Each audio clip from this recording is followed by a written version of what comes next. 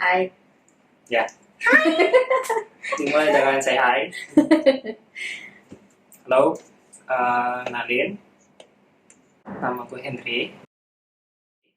Gue Cindy. Gue Diva. Sebenarnya sama sih intinya, kayak mungkin kapan pertama kali lu patah hati? Apakah itu buruk? Seburuk, maksudnya ketika lu ngerasain itu, apakah itu patah hati yang paling buruk atau tidak? Terus bagaimana cara lu overcome that broken heart?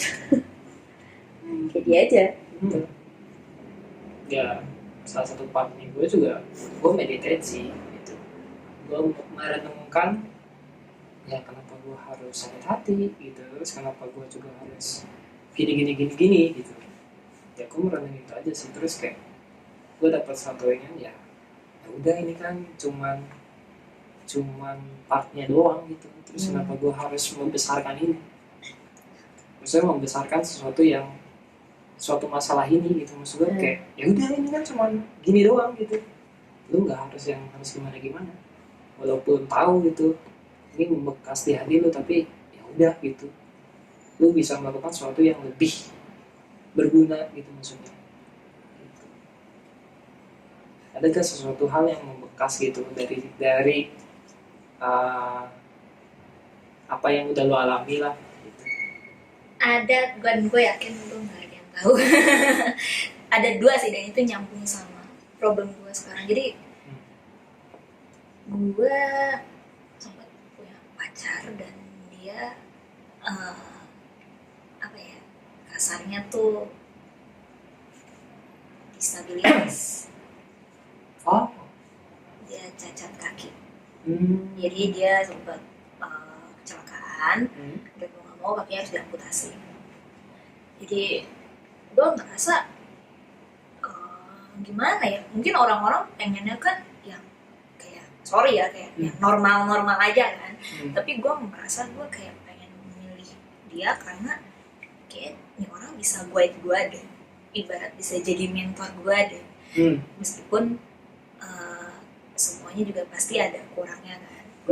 Jujur gue pacaran aja udah lama sih sebenarnya, 5 tahun. No. Sudah, iya 5 tahun. Dari sekolah? Dari SMP. Dari SMP, di kelas 1 SMP. Jadi emang gak ada yang tahu, karena memang dia gak mau ada yang tahu gitu kok gue pacaran sama dia gitu. Dan memang anaknya pintar gitu, suka ngajarin gue gitu. Gue kan kadang gimana ya, gue kan kalau sekolah apalagi soal hitung-hitungan gue rada blown gitu kan ya. Nah itu gue suka minta diajarin dia tuh pinter banget gitu. Dia suka ngajarin gue pelan-pelan, dari yang awal gue gak ngerti sampai gue ngerti, sampai gue paham. Gue sebenarnya les privat juga sama dia gitu. Jadi orang-orang kan mikirnya gue bayar kan, tapi gue enggak, gue tuh asalnya diem-diem ke rumahnya gitu. Terus keluarganya juga baik sama gue sih, baik banget sama gue. Sampai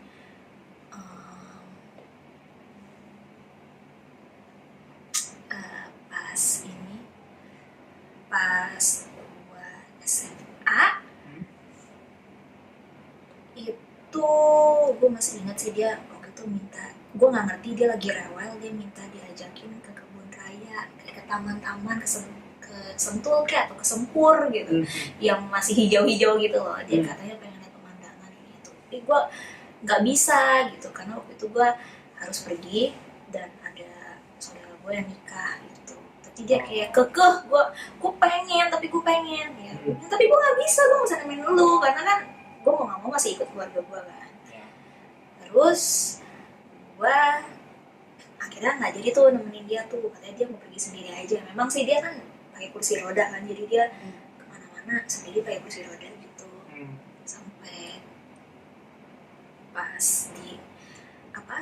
di acara pernikahan saudara gue, setelah berjam-jam tuh, terus gue mau lagi waktu pulang kan, acaranya kebetulan memang siang, jadi gue bisa balik sore. Gue tiba-tiba ditelepon sama mamanya, Cindy ini di sini nangis saya, nyokapnya. Gue panik kan, tante kenapa tante? si ini kecelakaan, gue panik anjir. Gue kan nikahannya kan di Jakarta gitu ya. Iya, gue nanya di rumah sakit mana biar gue bisa langsung gitu. Kebetulan kan gue bawa baju ganti, jadi gue bisa pakai baju biasa gitu.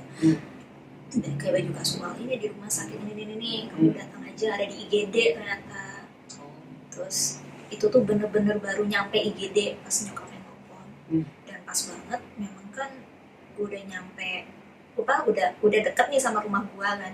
Jadi gue cuma naruh barang, naruh gaun gue cabut gitu langsung ke rumah sakit. Itu gue kaget sih, soalnya pas gue nyampe sana itu dia udah berlumuran darah, udah banyak banget. Itu lagi diurus sama suster di sana. Itu kondisinya tuh udah bener-bener kayak kritis banget, pakai oksigen apa segala macam. Gue kan pertama kalinya gue ngeliat kayak gitu kan, gue kaget gitu. Iyalah, pasti shock lah. Iya, gue shock gitu, gue nggak bisa ngomong apa-apa gitu. Terus dia manggil, dia udah nggak bisa ngomong, jadi kayak cuma gini doang, sini gitu. Terus gue samperin tuh, gue nggak bisa nangis soalnya gue cuma bilang, aduh maaf ya, gue harusnya tuh gue nemenin lu gitu, gue nyesel kan, gue harusnya nemenin lu. Gak apa-apa tadi ya, gak apa-apa, lu jaga diri ya, katanya. Maaf, gue nggak bisa nemenin lu kemana-mana dengan fisik gue yang seperti ini gitu. Gue harap sih dengan keadaan gue, kekurangan gue, lu bisa seneng jalanin itu sama gue gitu.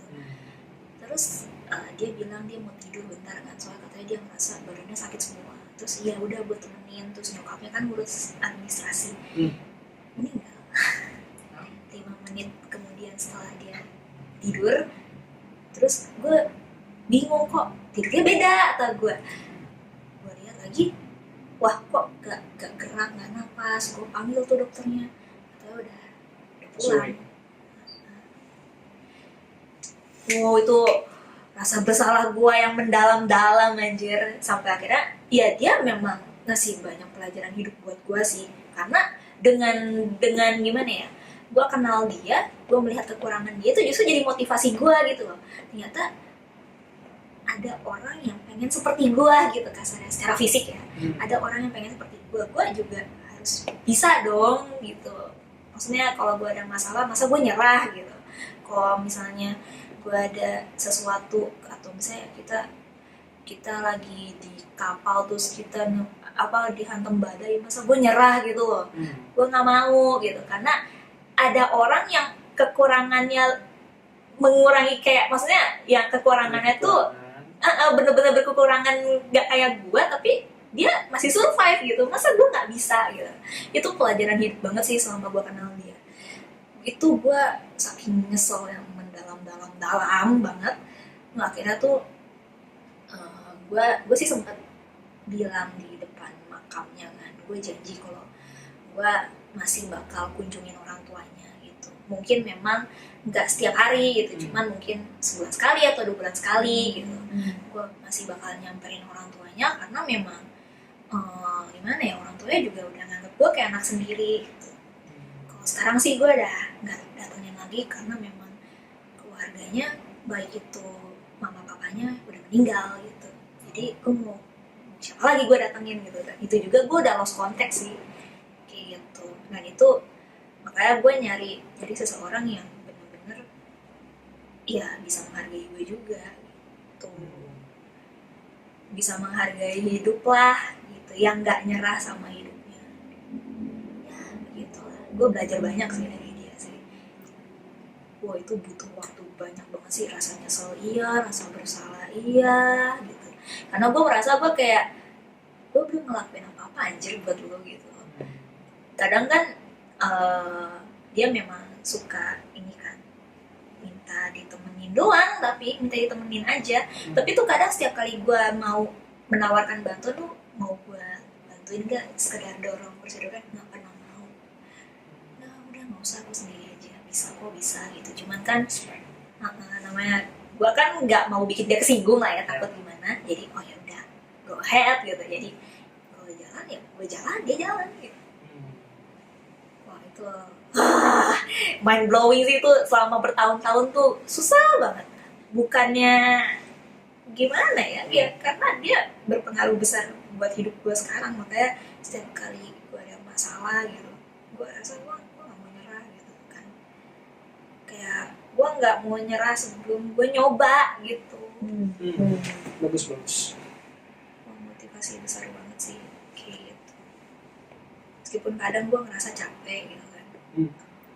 Gue kan nih, kayak contoh, gue kan kenal sama cowok, sama kayak yang kemarin lah contohnya, udah sefrekuensi kan, mirip-mirip kayak gitu, terus tiba-tiba udahan gitu tanpa alasan yang menurut gue itu tuh sebenarnya masih bisa apa, diperjuangkan, masih bisa diperjuangkan dan bisa dipertahankan gitu loh. Cuman gue mau membuat dia tuh berpikir, lu tuh jangan nyerah anjir, gue nyoba aja belum gitu loh. Bukannya gue maksa, tapi gue merasa gue tuh mau nyoba dulu gitu loh. Izinkan gue untuk memberikan effort yang gue bisa gitu. Karena gue belum nyoba apapun 1% aja belum anjir. Gue melampaui garis start aja belum gitu loh. Gitu. Gue belajar banyak sih dari almarhum sih. Gitu lah. Ini kan kayak orang-orang kan kiranya gue punya cowok ini, gue punya cowok itu, aslinya enggak. Ya memang lu cukup terkenal sih waktu itu. Well, gue nggak tahu ya karena kita beda sekolah ya dulu. Iya, itu beda sekolah ya waktu. Nah ini nih yang paling tahu kan dia kan. Gue dari SD, SMP, SMA. Ini gue sama dia mulu nih sampai bosen kan. Gue kan pertama kali di SD doang. Kuliahnya doang, kuliahnya. Iya, kuliah ketemu dia. Kok kuliah ketemu dia. Dia udah make upan gitu kan, gue kaget kan. Dulu nggak begini, mungkin mau manggil tuh kayak nanti gue salah orang, ya udahlah kayak gitu. Oke. Terakhir sih gue datengin almarhum sih sekitar setahun yang lalu sih. Kebetulan kan gue memang waktu itu sempat mampir ke makam nenek gue. Terus mumpung nggak terlalu jauh dari situ, ya gue samperin gitu. Gue datengin. Kapan lagi kan gitu gue kesana. Meskipun memang sudah sekian lama sih, itu udah berapa belas tahun lalu. Ya nggak apa-apa, namanya berziarah kan ya nggak kenal waktu gitu, kapanpun juga silakan aja. Terakhir sih yang membuat gue jadi merasa bersalah adalah pas nyokapnya tuh meninggal sekitar setahun lalu, dan gue nggak tahu itu karena gue bener-bener udah lost contact setelah gue kuliah semester 4 itu gue udah lost contact sama orang tuanya. Karena waktu itu gue HP-nya hilang gitu kan. HP gue hilang, kontak-kontaknya hilang semua, gue nggak tahu lagi nomornya. Terus terakhir juga pas banget mereka udah pindah rumah dan gue nggak tahu rumah mereka tuh di mana sekarang. Sampai sekarang tuh gue nggak tahu. Karena memang keluarga almarhum yang paling gue kenal ya memang orang tuanya aja, orang tua inti aja gitu, bokap-bokapnya doang. Sepupunya, saudaranya gue nggak tahu sama sekali. Gitulah. Cukup tragis. Iya. Gitulah. Ya, gue speechless sih. Ya gue juga sebagai teman yang cukup dekat gitu sama dia dari SMP, dari SD sampai sekarang gitu. Gue baru tahu cerita ini bahkan. Iya, karena memang ya gue sebenarnya tipe orang yang keras gitu. Apa-apa gue telan sendiri, kecuali kok gue mungkin gimana ya, kalau gue ngerasa gue muak, gue ekspresif kan gitu. Tapi untuk yang ampas-ampasnya doang yang gue tunjukkan ke kalian tuh, sebenarnya tuh sumber-sumbernya, inti-intinya tuh itu gue pendam sendiri, gue telan sendiri gitu. Ya mirip-mirip kayak lu sih, cuman kalau gue gak meluapkan sedikit, gue bisa gila anjir, gue mikirnya gitu kan.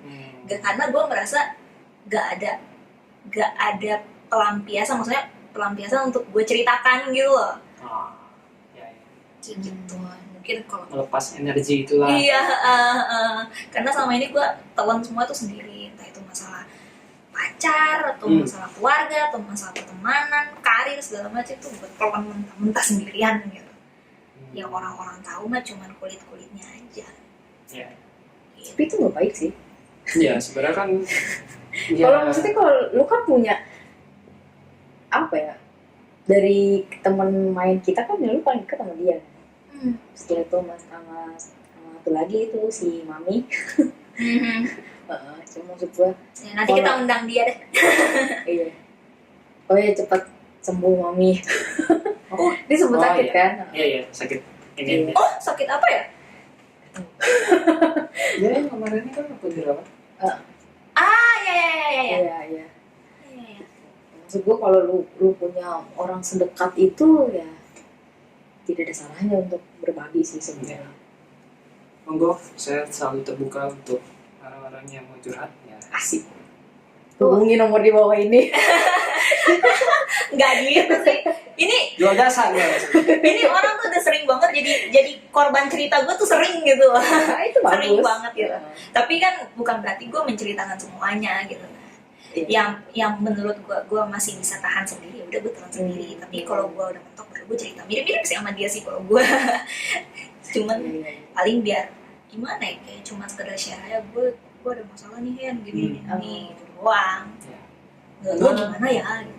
Saya tipikal pendengar, jadi gue senang aja dengerin cerita Dengerin cerita orang orang. gitu. Kadang kalau ketika orang butuh gue untuk mendengarkan mereka cerita, ya gue welcome gitu, hayu gitu. Gue nggak pernah nolak. Misalkan seorang lagi butuh teman ngobrol gitu, gue hampir nggak pernah nolak gitu. Ya udah, lu butuh teman ngobrol ya hayu, gue maksudnya ayo kita ini gitu, ngobrol bareng gitu. Salah satu kriterianya cewek tuh ya nyari cowok yang pendengar. Masih saja luar biasa. Tapi ya bagus sih. Ya karena gue berpikir kan, ya kalau gue dari posisi dia, terus dia butuh orang buat didengarkan, terus malah nggak ada dan akhirnya berujung pada depresi, kan malah jadi Iya, malah nggak jadi baik, riuhnya. gitu. Betul. Apalagi posisinya gue kenal dia nih, Iya. gitu. Gitu. Gue berpikir ya gitu aja. Kalau gue di posisi dia, terus akhirnya gue malah jadi depresi, ya syukur-syukur kalau dia tipikal orang yang bisa berpikir positif ya gitu dari setiap apa yang dia ingin gitu. Kalau dia lagi tiba-tiba nggak punya pikiran itu, terus malah akhirnya jadi bunuh diri, ya kan? Ya gue berpikir ke situ aja sih. Iya, itu kemungkinan terburuk gitu. Gue berpikir ya kasihan juga gitu. Gak semua orang kuat lah. Mental orang beda-beda. Gue jadi teringat sesuatu, tapi gue tidak tahu gue harus menceritakan ini apa enggak. Apa nih? Ini tentang siapa nih? ada orang lain yang sakit hati sama gue Gara-gara dan dia. lu. Kenapa lu? Cerita baru. Gue ceritain kan. Tahu nggak dibahas, ya itu beda cerita, jangan. Oh baiklah, kalau itu tidak jadi berarti. Oke, Ya. nanti aja. Waduh, Nanti aja itu. gue baru berbaikan nih sama nih orang gitu. Lu jangan mancing-mancing lagi. Waduh. Oh masih? Ya mulai berbaikan lah gitu. Oh.